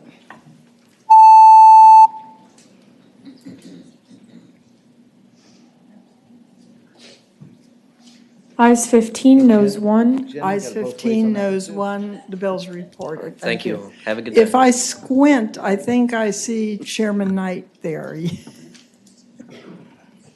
Yeah.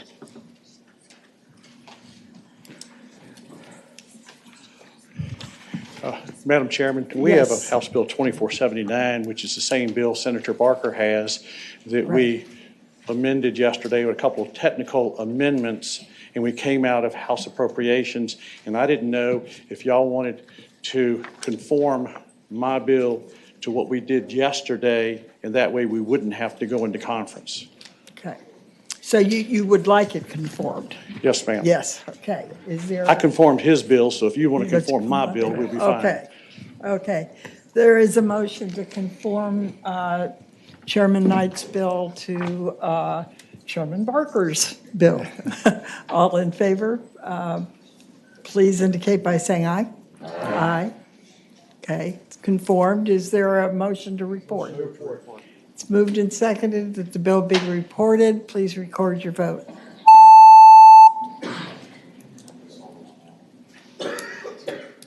Ayes 15, noes 1. Ayes 15, noes 1, the bill's reported.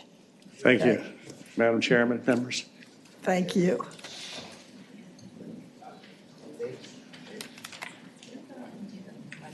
Yeah, he doesn't need to be here, but we also have before us the House budget, which needs to be conformed to the Senate budget. So moved. Second. It's been moved and seconded that the House budget be conformed to the Senate budget. Please record your vote. Oh. Yeah, all in favor say aye. Aye. Opposed, okay, it's conformed. Now, is there a motion to report? It's been moved and seconded, the bill is amended, be reported. Please record your vote.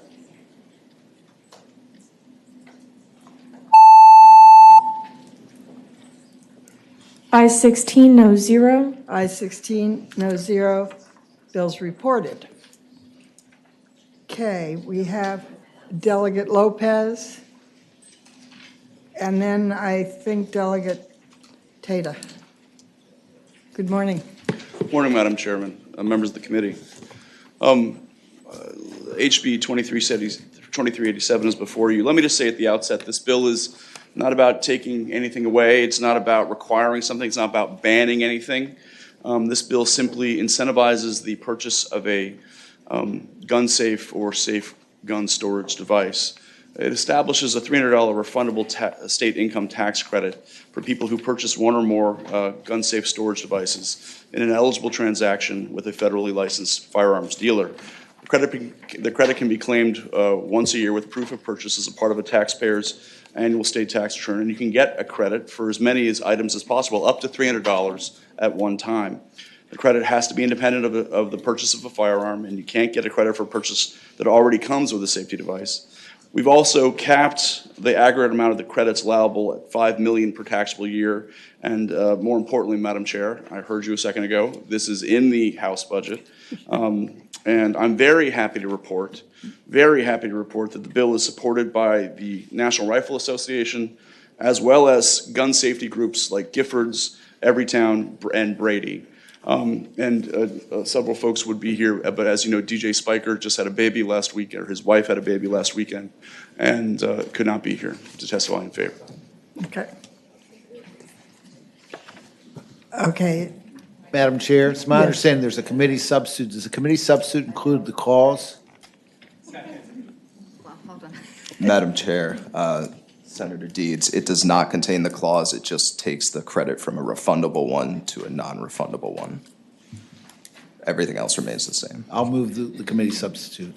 It's been moved and Second. seconded, the committee substitute be agreed to. All in favor say aye. Aye. Any opposed? I'll move to report the bill. Second. It's been moved and seconded, the bill be reported. Please record your vote.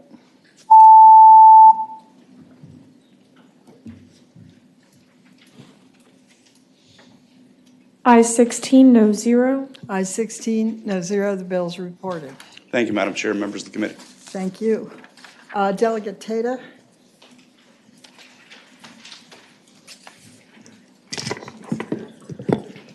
Okay. I don't have it, nobody's putting, excuse me, 1 minute. I'm not getting any list up here of who's waiting, so if you're waiting to present, sign up.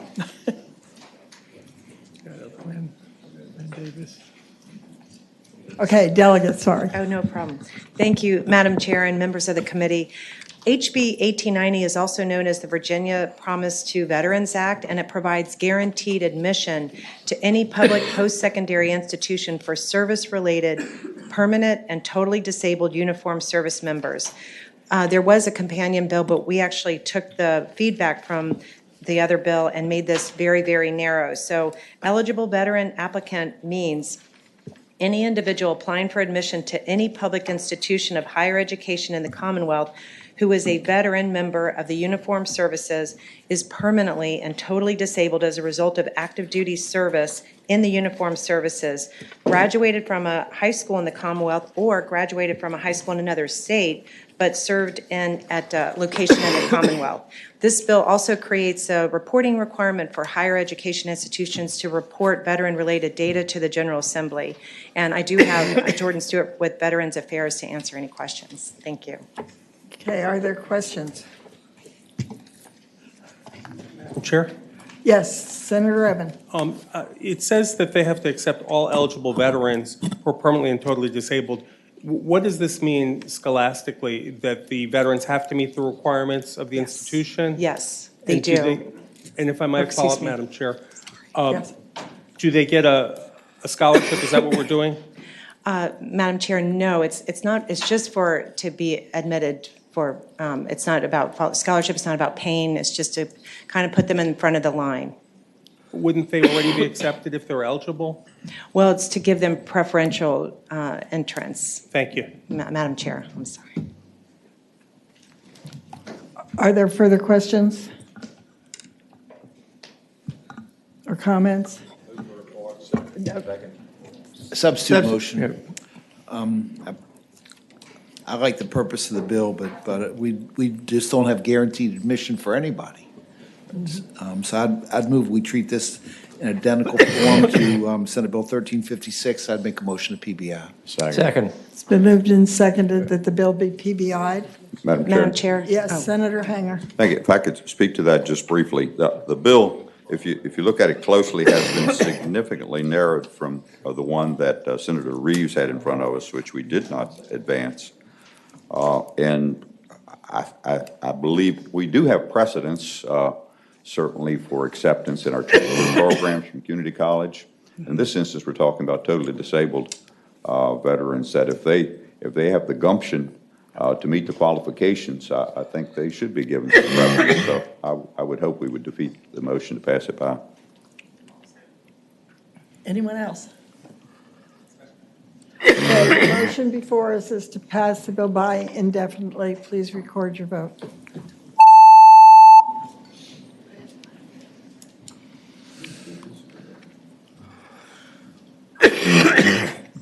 Ayes 10, no 6. Ayes 10, no 6.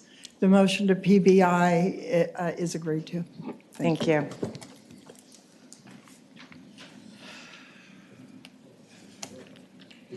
Okay, I think next is Delegate Cherry. Madam Chair, members of the committee, thank you so much for your time this morning. I'll direct your attention to House Bill 1834. 1834.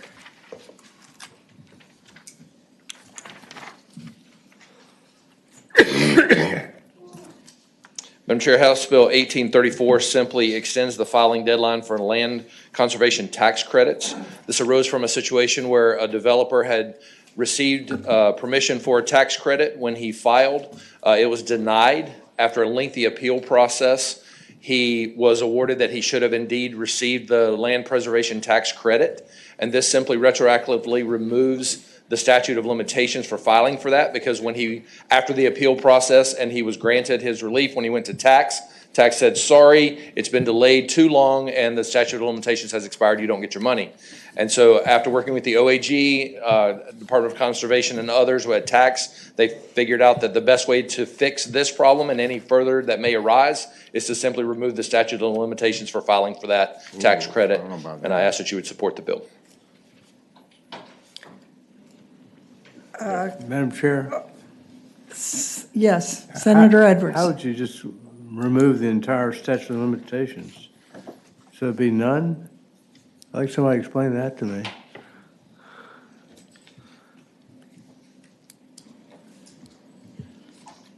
Madam Chair, members of the committee, Matt Wells, I'm the DCR director. I think I can field that. We don't have a position on the bill at this time. We don't have any concerns about it either. I think what the bill actually does is it extends the time period commensurate with how long it would take DCR to conduct its review. This is a situation, as the delegate said, where an individual applied for the credit, was initially denied, appealed that, the hearing officer agreed with the applicant, DCR subsequently approved the tax credit, but there's no mechanism in the code to sort of account for that appeals time. So this would provide that mechanism for any future instances. Thank you. Further questions? Madam Chair, Yes, Senator Peterson. first of all, I want to congratulate Delegate Cherry for dropping that 3 on us at a critical time last night.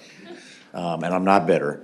But I hear words like no statute of limitations makes me a little bit nervous. And I think that was an incorrect statement on my, it Okay. extends the deadline, not wipes it away.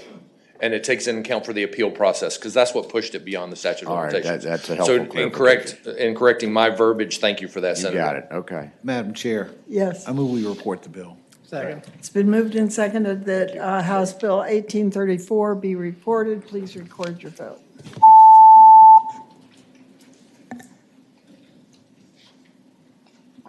Ayes 15, noes 1. Ayes 15, noes 1. The bill's reported. Thank you, Madam Chair. Next is Delegate O'Quinn. Thank you, Madam Chair. I have House Bill 1780. 1780.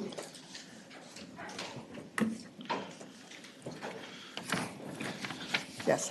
All right. Thank you, Madam Chair and members of the committee. House Bill 1780 is a bill that captures a concept that we've used with a lot of success, particularly in Southwest Virginia as it relates to revenue sharing. And this particular bill would require the 8 named localities in the bill to enter into a perpetual revenue sharing agreement should a SMR facility be located in one of those localities. So what it does is sets up the revenue to be shared on a pro rata basis, with the remaining 6% of the revenue to be shared by the host locality. So essentially what it does is remove the urge to roll the dice and be the only locality that benefits, and instead ensures that if anything is built there, that the localities can share in that and can begin to go ahead and plan based on some of the preliminary numbers that we will eventually see in here.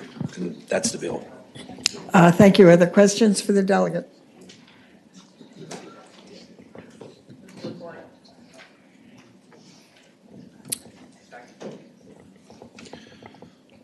Substitute motion? Substitute motion. Pass the bill by indefinitely. Substitute motion is to PBI. Is there a second?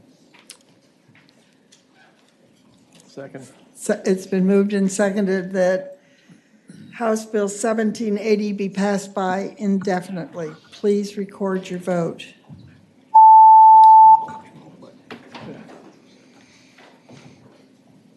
Ayes 10, noes 6. Ayes 10, noes 6. The bill is passed by indefinitely. Thank you. Thank you. Delegate Davis. Yes, ma'am. I've got House Bill 1591. House Bill 1591 deals with the Data Governance and Analytics Chief Data Officer. This is similar to Senate Bill 914 that you had in front of you that got passed out of the full Senate.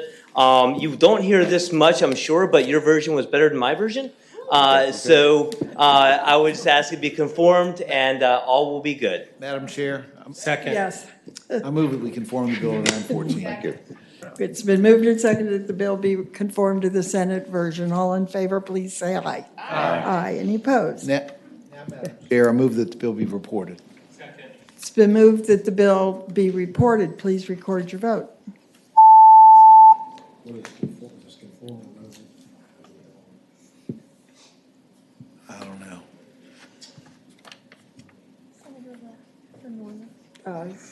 Who has Norman? Norman. I-16, no, 0. I-16, no, 0, the bills are reported. Thank you, Madam Chair. Thank you. Madam Chair, Yes. I think I have, that bill was conformed to a bill that I had. I have two more. Delegate Kilgore has one that I would like to take up and conform it as it left the Senate Finance Committee as well, dealing with him. Okay.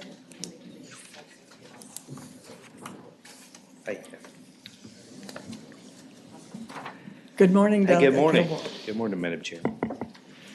Could- House Bill 2294, I think Senator Hanger is going to conform it.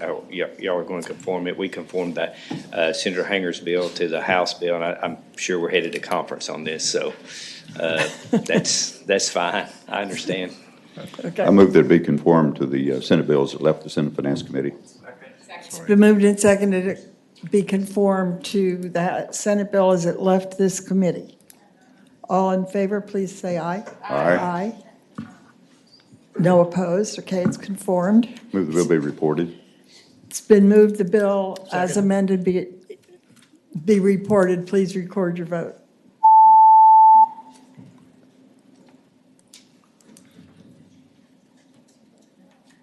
Did I vote no? Ayes 11, noes 4, 1 abstention. Thank you. Ayes 11, noes 4, 1 abstention. Bills reported. Madam Chair? Yes. Also, House Bill 1806, Delegate Bloxham. I can take up, I had a bill almost identical to that, and I would move that it be conformed to the Senate bill. Okay. House Bill 1806. We're looking at 1806. Six. Okay. Right. Okay, it's been moved and seconded to be conformed to the Senate version. All in favor, please say aye. Aye. Aye. Any opposed? Okay. I assume the motion then is to report. Report, please. It's been moved and seconded that the bill is amended be reported. Please record your vote.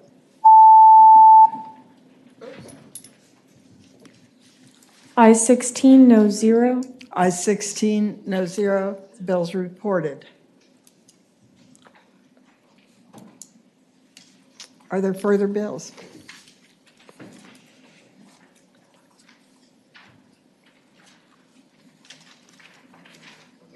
We're good? Okay. We have completed the docket, so the committee will rise.